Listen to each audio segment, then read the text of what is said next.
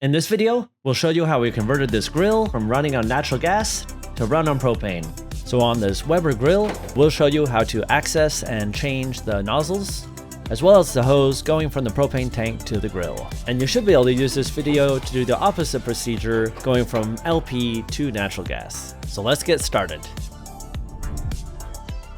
Steve found this kit online, which comes with a bunch of different burner nozzles, depending on the capacity of your particular grill, a tool to install them, some adapters for hoses, and some PTFE tape. Oh, and there's also this hose with a regulator to attach to the propane tank. This is kind of a general purpose kit, so we didn't end up using all of these parts.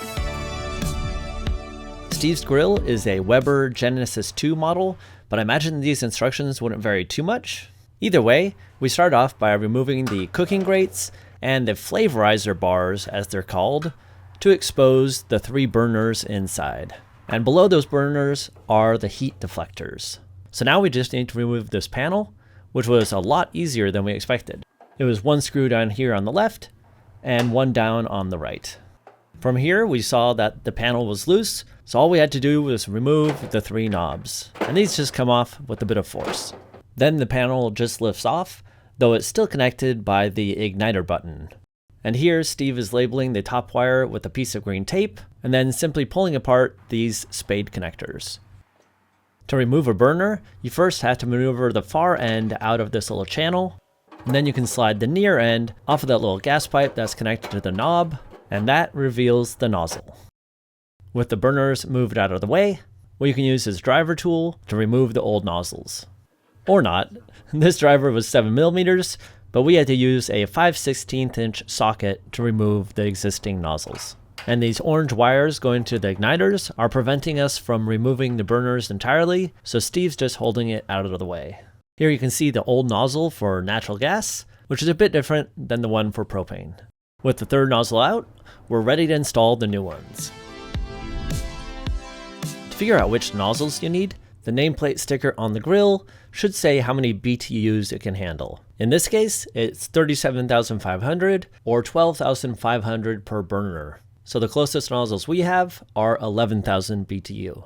The new nozzle felt pretty loose on its own, so we wrapped it with some PTFE tape, screwed it in by hand, and tightened it down with the driver from the kit. And there's the new nozzle as seen from inside the grill. Wrapping this PTFE tape around the nozzle can be pretty finicky. How you feeling about that PTFE tape, Steve? Do you want me to make it so you can't post this on the internet? But try and get 3 or 4 wraps going clockwise with the nozzle facing away from you. I was initially skeptical about the Teflon tape being here, but it's rated for 536 degrees Fahrenheit, which is right around the maximum operating range of most grills. And this part of it shouldn't be getting that hot anyway. With all 3 nozzles in, we maneuver the burners back in place. And before we can test it, we need to hook up the propane tank. This is a new propane tank, so we remove the protector cap and screw on the new regulator in a clockwise direction. This gray hose here once connected this grill to the natural gas line of Steve's last house. But of course now we want to connect to this new hose going to the propane tank. We first tried to undo this with a crescent wrench, but it was so tight on there that it just bent the little bracket. This 3/4 inch combination wrench didn't help either. In the end, we had to loosen this nut above the bracket so that we could make everything more accessible. And that revealed this little locking plate, which was preventing the 3/4 inch wrench from fully engaging on that pipe fitting. So finally, we were able to undo that fitting and remove the hose. The new hose fit directly on, so we didn't need to use either of these adapters that came with the kit, and we tightened it down using the 2 wrenches. Then we put that little locking plate back in position and tightened down that other nut on the assembly. And now that's all back together. Before we light anything up, we're going to do a leak test with some soapy water. And to apply it, we're using a paintbrush to put it around the fittings we just put together. Then we open the gas tank, after making sure all the knobs are in the off position of course, and look for any bubbles and smelled for any gas. Just to make sure, we applied a bit more, and it looks like we're leak-free.